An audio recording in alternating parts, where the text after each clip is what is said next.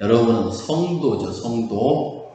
예, 거룩한 백성들, 하나님의 구별된 백성들. 그러니까 다르게 살아가야 되는데, 이 다르게 살아가는 원천이 뭐였냐면 하나님의 사랑이었죠.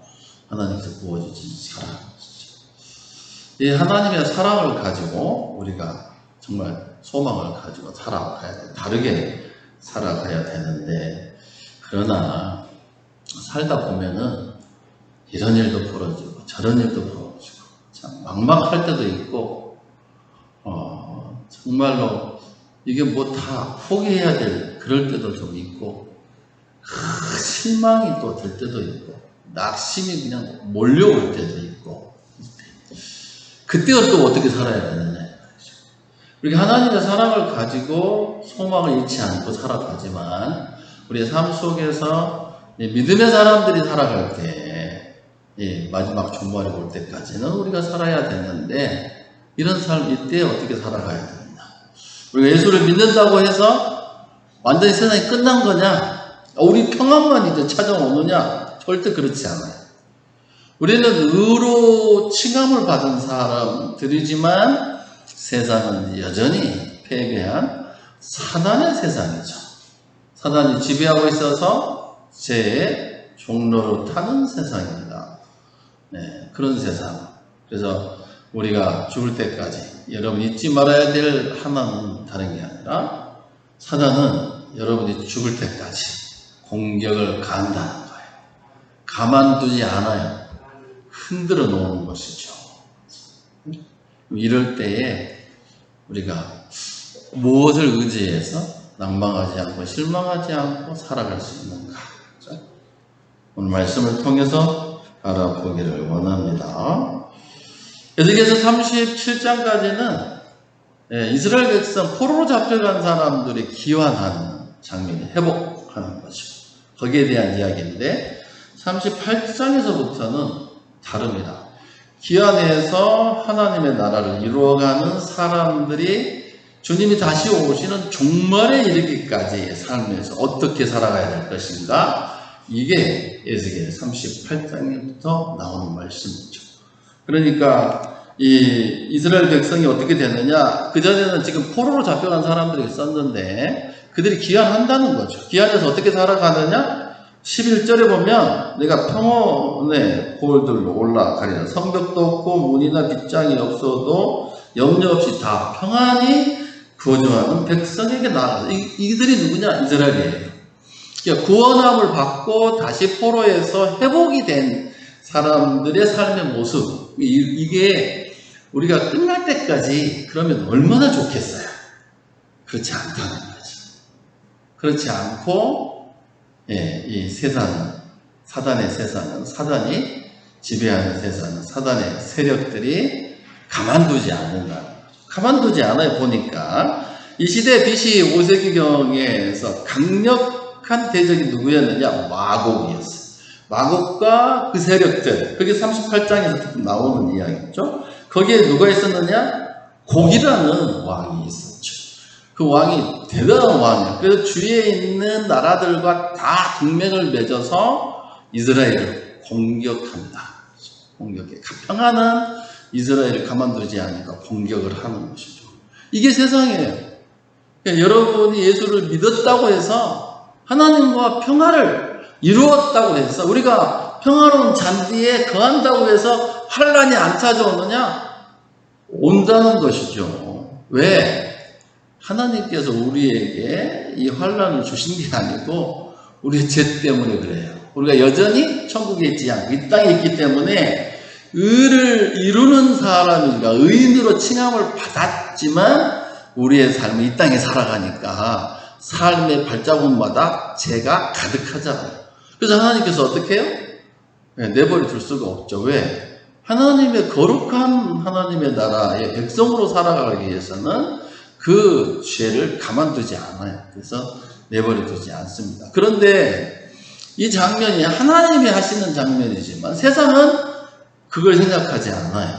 그래서 세상의 세력이 이스라엘을 정복한다고 이렇게 생각하지만 그 안에 다 하나님께서 이루어가는 것이죠.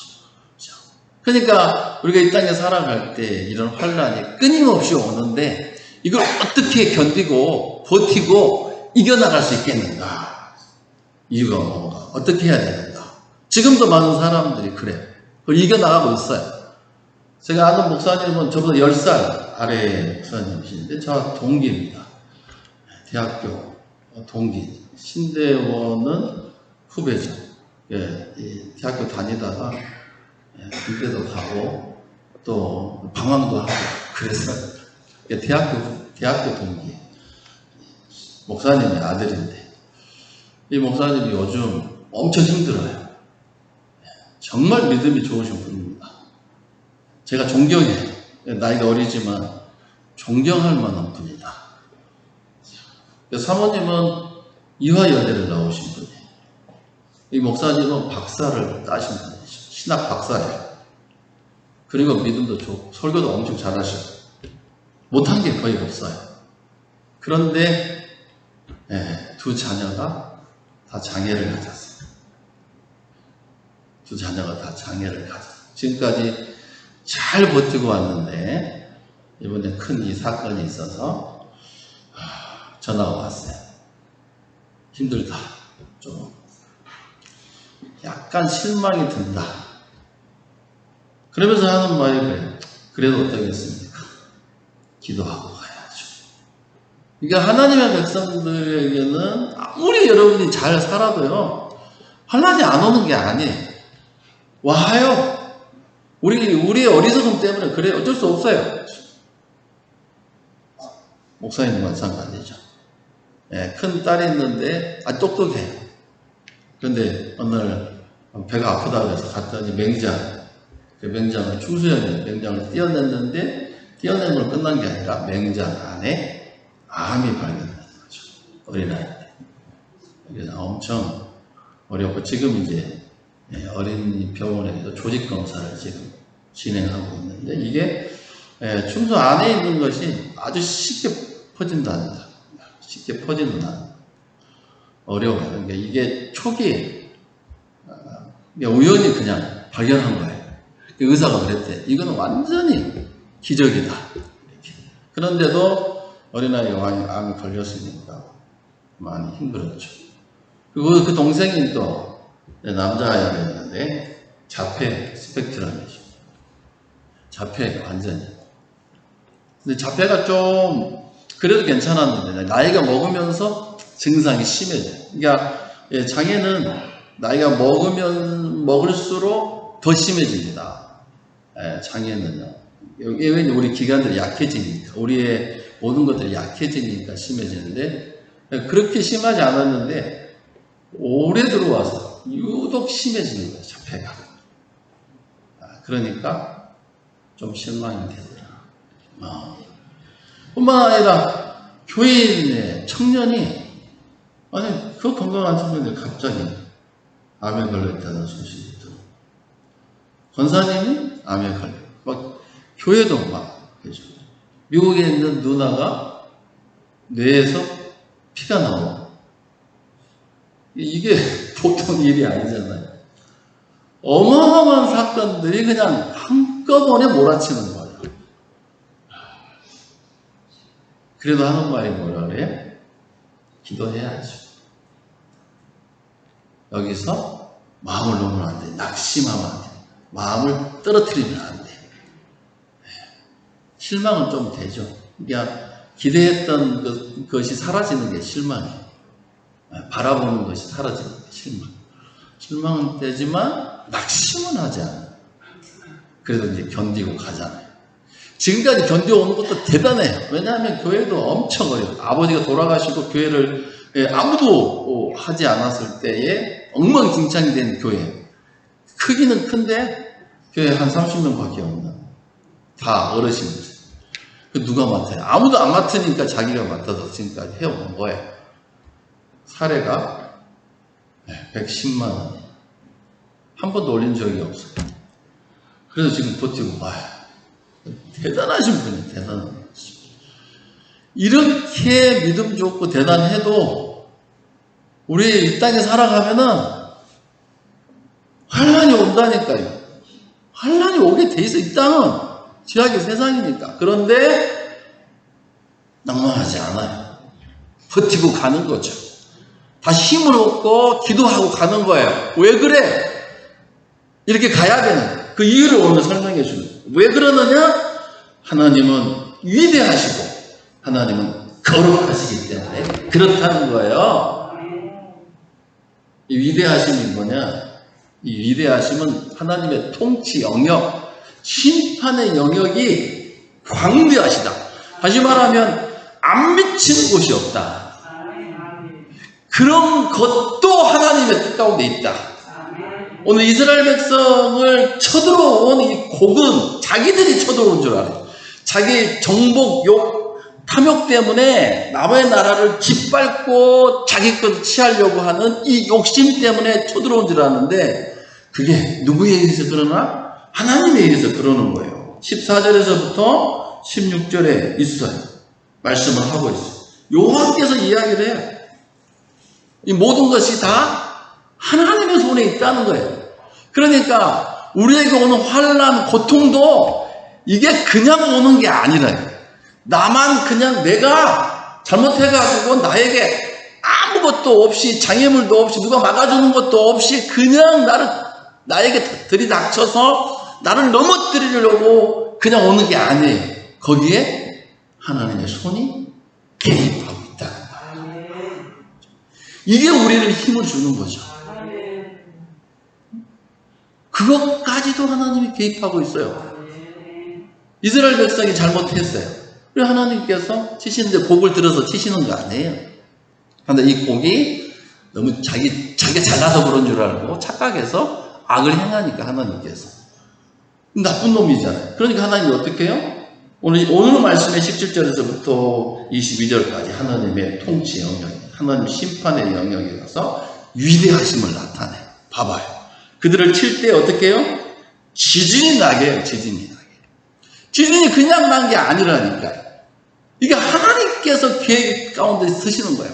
하나님의 백성을 위해서, 하나님의 백성이 무너지지 않도록 하기 위해서 이 곡을 무너뜨리기 위해서 큰 지진이 나요. 이스라엘 땅에 나요. 공중에, 바다의 고기들, 공중의 새들, 들의 짐승들, 땅에 기는 것, 사람들이 만든 것들, 성벽, 그리고 모든 산들, 모든 절벽들이 다 놀라게 하는 거죠. 이 지진도 하나님의 손에 있다. 이게 위대하심을 말하는 거죠. 뿐만 아니라 그들이 내분을 일으키는 거. 아니, 그들이 서로 칼을 줘가지고 하나님께서 21절에 보면 내가 내 모든 산 중에서 그를 칠 칼을 부르는 이게 아니에요. 하나님이 산에서 그들을 부르신 것이 아니라 그들을 하나님이 하나님의 산으로 부르신 거예요. 왜? 하나님의 손아귀에 넣으려고 하는 거죠. 야, 멀리 있는데 하나님이 산에서 부른 게 아니에요. 그게 아니라 이들을 하나님의 산으로 불러요. 그래서 하나님이 박살을 내버리는 거예요. 그거 이야기 지금. 이 사람들이 자기들이 쳐들어왔는데 지들끼리 싸우는 거예요. 내분을 일으켜서 하나님께서. 이것도 하나님이 하신 거예요. 그냥 조그만 것도 아니라 모든 것들 다 하나님이 하신 거예요. 전염병과 피로 그들을 심판하는 거, 이게 하나님이 하시는 거예요. 보잖아요. 봐봐요. 뭐라 그래요? 21절에도 19절에도 오늘 22절에도 다 주어가 나와 있는데 무슨 주어가 나와 있어요? 내가 저기 있잖아요. 내가 지진을 일으킨다. 내가 저들을 불러서 분열시켜 버릴 것이다. 내가 전염병과 피로 저들을 심판할 것이다. 내가 쏟아지는 폭우와 큰 우박덩이로 저들을 멸할 것이다. 이 말이죠. 쏟아지는 폭우와 큰 전염병은 출애굽기 9장 3절에 나오는 이 출애굽할 때의 애굽의 재앙 5번째 재앙. 큰 우박은 9번째 재앙입니다. 그 다음에 불과 이왕은 하나님께서 소돔과 고모라를 멸망시킬 때 하늘에서 쏟아 부어주신 재앙. 이 모든 것들이 하나님의 영역 안에 있다는 거예요. 하나님이 관리하신다는 거예요. 그렇다면은 우리의 삶도 하나님이 관리하신다는 거예요. 내가 뭘 해서 발버둥 치는 게 아니라 그래서 뭘 되고 안 되고 이런 게 아니에요. 우리는 하나님의 어장 안에 있어요. 하나님의 손 안에 있어요. 이것도 하나님이 다 관리하신다. 이게 위대하십니다. 그러니까 이 위대하심 때문에 우리가 실망을 안 하는, 실망해도 정신을 차리는, 붙잡는 거잖아요. 이게 이스라엘 백성 마찬가지. 이렇게 살아라 이 말이에요. 이제는 왜? 마지막 때까지. 또 하나는 하나님의 거룩하심. 하나님의 거룩하심은 두 가지입니다. 하나님께서 특별하게 우리를 구별해내세요. 36장, 37장에는 이스라엘을 거룩해 하세요. 왜? 구별해내세요. 세상의 사람과 구별해내시잖아요. 하나님께서. 이게 거룩하심이잖아요. 그러나 38장에는 이방인으로부터 하나님의 거룩하심을 드러내요. 이방인들로부터 드러낸다니까. 이방에 드러내 하나님의 거룩하심이 이게 뭐냐면은 두 가지입니다. 하나님은 의의 하나님이에요. 공의의 하나님이시다. 봐봐요. 아무리 이스라엘 백성이 하나님의 사람이고 하나님께서 그들을 심판을 해서 포로 잡혀가게 했지만 다시 건져 오신 분이고 그들을 위해서 엄청난 재앙을 세상에 주고 그들을 특별하게 건져내서 하나님의 백성 삼고 하나님이 그들과 화해하고 그들 가운데 계시고 그들의 하나님이 되고 그들을 하나님의 백성으로 삼았다 하더라도 하나님은요 반드시 죄에 대해서 징계하세요. 이걸 알아요.